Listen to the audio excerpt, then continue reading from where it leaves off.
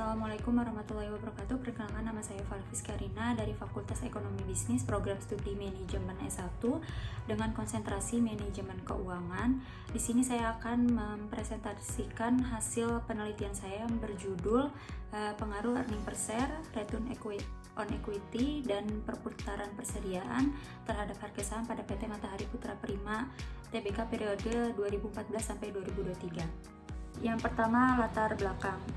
Dalam dunia pasar modal, harga saham menjadi indikator utama yang mencerminkan persepsi investor dalam menilai kinerja suatu perusahaan. Harga saham dapat dipengaruhi oleh berbagai faktor fundamental yang ada di perusahaan tersebut. Saya sebagai peneliti memilih untuk meneliti perusahaan PT Matahari Putra Prima Tbk yang mengalami dinamika harga saham yang cukup signifikan dalam periode 2014 sampai 2023. Oleh karena itu, penting untuk menganalisis faktor-faktor fundamental yang berpotensi mempengaruhi harga saham pada perusahaan tersebut, seperti earning per share atau EPS, return on equity atau ROE, dan perputaran persediaan. EPS dan ROE mencerminkan kemampuan perusahaan dalam menghasilkan laba dan ekuitas, sedangkan perputaran persediaan itu menggambarkan efisiensi operasional perusahaan dalam mengelola aset lancarnya. Penelitian ini dilakukan untuk mengetahui seberapa jauh ketiga variabel tersebut mempengaruhi harga saham pada PT Matahari Putra Prima Tbk selama kurun waktu 2013 sampai 2024, yaitu selama 10 tahun. Berdasarkan latar belakang yang telah diuraikan sebelumnya, maka rumusan masalah yang dapat dibahas dalam penelitian ini yaitu: pertama, bagaimana pengaruh earning per share atau EPS terhadap harga saham pada PT Matahari Putra Prima Tbk periode 2014 sampai 2023. Yang kedua, bagaimana pengaruh return on equity atau ROE terhadap harga saham pada PT Matahari Putra Prima Tbk periode 2014 sampai 2023. Yang ketiga, bagaimana pengaruh perputaran persediaan terhadap harga saham pada PT Matahari Putra Prima Tbk periode 2014 sampai 2023. Dan yang terakhir yaitu bagaimana pengaruh earning per share, return on equity, dan perputaran persediaan terhadap harga saham pada PT Matahari Putra Prima Tbk periode 2014 sampai 2023. Tinjauan pustaka atau kajian teori. Menurut Kasmir 2014 dalam jurnal RIA et al. 2024, earning per share atau EPS merupakan perbandingan antara pendapatan yang dihasilkan laba bersih dan jumlah lembar saham yang beredar. Rasio ini mencerminkan laba per lembar saham biasa yang diperoleh perusahaan dalam waktu periode tertentu. Selanjutnya yaitu ada return on equity. Menurut Wijaya 2019, return on equity adalah kemampuan perusahaan dalam menghasilkan keuntungan dari modal yang diberikan oleh pemegang saham. Selanjutnya yaitu variabel perputaran persediaan. Menurut Kuswardani et al. Tahun 2024, perputaran persediaan adalah rasio yang menggambarkan seberapa cepat suatu perusahaan menjual dan mengganti persediaannya dalam periode tertentu. Menurut Baharudin et al. Tahun 2024 dalam jurnal Rare Nanindia tahun 2024, harga saham merupakan indikator dari keberhasilan suatu perusahaan karena harga saham mencerminkan nilai perusahaan. Metodologi penelitian. Jenis penelitian yang peneliti lakukan yaitu penelitian kuantitatif dengan metode deskriptif. Objek penelitiannya yaitu perusahaan PT Matahari Putra Prima Tbk. Variabel yang digunakan yaitu variabel independen, yaitu variabel X. Terdapat earning per share, return on equity, dan perputaran persediaan. Sedangkan untuk variabel dependennya atau variabel Y-nya yaitu harga saham. Populasi dan sampel. Populasi yang digunakan dalam penelitian ini yaitu laporan keuangan PT Matahari Putra Prima Tbk. Dan sedangkan untuk sampel yang digunakan yaitu analisa laporan keuangan selama 10 tahun dari 2014 sampai 2023. Teknik pengumpulan data yang peneliti lakukan yaitu dokumentasi dengan mengakses data PT Matahari Putra Prima Tbk dari situs resmi Bursa Efek Indonesia dan situs resmi perusahaan tersebut yaitu www.matahariputraprima.com serta Yahoo Finance untuk mengambil data harga saham. Selanjutnya ada teknik analisis data. Teknik analisis data yang peneliti lakukan yaitu analisis deskriptif, uji asumsi klasik, uji regresi linear sederhana dan uji regresi linear berganda, koefisien determinasi atau R2 serta uji hipotesis yang di dalamnya terdapat uji T dan uji F. Berdasarkan hasil tabel analisis statistik deskriptif, dapat disimpulkan bahwa variabel earning per share memiliki nilai minimum sebesar 23,12, sedangkan nilai maksimumnya sebesar 10,30 dan nilai rata-rata sebesar minus 4,3653 pada standar deviasi sebesar 9,05691. Kemudian variabel return on equity atau ROE memiliki nilai minimum sebesar minus 258,79 dan nilai maksimumnya sebesar 19,45 serta nilai rata-rata sebesar minus 89,2832 pada standar deviasi sebesar 92,53594. Selanjutnya variabel perputaran persediaan memiliki nilai minimum sebesar 4,26, nilai maksimumnya sebesar 5,80, serta nilai rata-ratanya sebesar 5,1129 pada standar deviasi sebesar 0,57808. Nilai harga saham memiliki nilai minimum sebesar 65, sedangkan untuk nilai maksimumnya sebesar 3,050 dengan nilai rata-ratanya sebesar 783,10 pada standar deviasi sebesar 1008,743. Selanjutnya yaitu uji asumsi klasik. Di dalam uji asumsi klasik terdapat uji normalitas. Uji normalitas yang peneliti lakukan yaitu menggunakan metode uji one sample Kolmogorov-Smirnov dengan hasil bahwa nilai signifikansi sebesar 0,151. Hal ini menunjukkan bahwa data residual terdistribusi normal dengan angka signifikansi Kolmogorov-Smirnovnya 0,151 yaitu lebih besar dari 0,05. Maka dapat disimpulkan bahwa data residu dari variabel independent earning per share, return on equity, dan perputaran persediaan serta harga saham yang diteliti adalah data yang terdistribusi normal. Selanjutnya yaitu ada uji normal probability plot. Di sini pada gambar dapat diketahui bahwa titik-titik menyebar sekitar garis dan mengikuti garis diagonal. Hal ini menunjukkan model regresi tersebut dikatakan terdistribusi normal. Selanjutnya yaitu uji multikolinearitas. Pada uji multikolinearitas, nilai tolerans harus lebih dari 0,10, sedangkan untuk nilai variance inflation factor atau VIF harus kurang dari 10. Pada penelitian ini dapat diketahui nilai toleransinya yaitu sebesar nilai toleransi pada variabel earning per share yaitu sebesar 0,658, sedangkan untuk nilai return on equity-nya sebesar 0,562 dan nilai perputaran persediaan sebesar 0,47. Hal ini menunjukkan bahwa ketiga variabel memiliki nilai di bawah memiliki nilai lebih besar dari 0,10. Sedangkan untuk nilai variance inflation factor atau VIF-nya yaitu earning per share sebesar 1,520 dan nilai return on equity-nya sebesar 1,781 dan nilai perputaran persediaannya sebesar 2,126.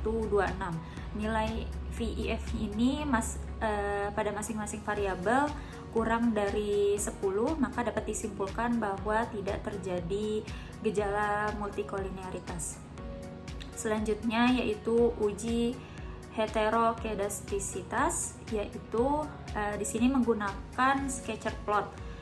Pada gambar scatter plot tersebut tidak terdapat pola yang jelas serta titik-titik menyebar secara acak di atas dan di angka 0 pada sumbu Y. Maka dapat dikatakan pada penelitian ini tidak terjadi gejala heterokedastisitas, sehingga dapat disimpulkan bahwa model regresi dinyatakan baik dan layak untuk dilanjutkan. Selanjutnya yaitu uji autokorelasi. Pada umumnya uji autokorelasi yang dilakukan yaitu menggunakan uji Durbin-Watson. Pada penelitian ini didapatkan nilai Durbin-Watson sebesar 1,934, yang dimana hasil tersebut bisa dapat dibandingkan dengan hasil Durbin-Watson tabel. Jumlah sampel yang digunakan dalam penelitian ini yaitu 10, dan variabel independen yang dilakukan pada penelitian itu sebanyak 3. Maka didapatkan hasil Durbin-Watson tabel sebesar 2,0163, dan dalam perhitungan didapatkan nilai DL-nya itu sebesar 0,5253. Maka dapat didapatkan hasil nilai Durbin-Watson-nya yaitu terdapat di antara nilai DL dan nilai DU, yang berarti pada penelitian ini tidak dapat disimpulkan apakah terjadi autokorelasi atau tidak. Maka selanjutnya dilakukan uji rantes. Uji rantes pada penelitian ini didapatkan hasil nilai signifikansi sebesar 1,000, yang dimana hasil ini lebih besar dari 0,05 sebagai acuan signifikansi pada rantes. Maka dapat disimpulkan bahwa tidak ada atau tidak terdapat gejala autokorelasi, dan penelitian ini dapat dilanjutkan. Selanjutnya yaitu uji regresi linear sederhana. Yang pertama yaitu pengaruh earning per share atau X1 terhadap harga saham atau Y. Pada variabel earning per share didapatkan nilai konstanta sebesar 1125,034, yang artinya apabila nilai earning per share sama dengan 0, maka nilai harga saham akan bernilai sebesar 1125,034. Sedangkan koefisien regresi memiliki nilai positif sebesar 78,330, yang artinya setiap peningkatan 1% earning per share maka harga saham akan meningkat sebesar 78,330. Dikarenakan koefisien regresi bernilai positif, maka hasil ini menunjukkan bahwa pengaruh earning per share terhadap harga saham itu bernilai positif. Yang kedua yaitu pengaruh return on equity sebagai X2 terhadap harga saham atau Y. Pada persamaan tersebut nilai konstantanya sebesar 1495,564, yang artinya apabila nilai return on equity sama dengan 0, maka harga saham atau Y akan bernilai sebesar 149,564. Selain itu, koefisien regresi pada return on equity ini memiliki nilai positif sebesar 7,980, yang artinya setiap peningkatan 1% return on equity, maka harga saham atau Y akan meningkat sebesar 7,980. Pada variabel return on equity ini koefisien regresi bernilai positif, maka menunjukkan bahwa pengaruh return on equity terhadap harga saham bernilai positif. Yang ketiga yaitu pengaruh perputaran persediaan terhadap harga saham. Pada persamaan tersebut diketahui nilai konstantanya sebesar 7611,973, yang artinya apabila nilai perputaran persediaan bernilai 0, maka harga saham akan bernilai sebesar 7611,984. Selain itu, koefisien regresi pada perputaran persediaan ini memiliki nilai negatif sebesar minus 1335,615, yang artinya setiap peningkatan 1% perputaran persediaan maka harga saham akan menurun sebesar 1335,615. Dikarenakan koefisien regresi pada perputaran persediaan ini bernilai negatif, maka menunjukkan bahwa pengaruh variabel perputaran persediaan terhadap harga saham bersifat negatif. Selanjutnya yaitu uji regresi linear berganda. Sesuai dengan rumus regresi linear berganda dapat dijelaskan yang pertama yaitu konstanta. Pada nilai konstanta adalah 4215,019, yang mengartikan bahwa jika variabel earning per share, return on equity, dan perputaran persediaan bernilai tidak ada nilai atau sama dengan 0, maka nilai variabel dependent yaitu harga saham bernilai 4215,019.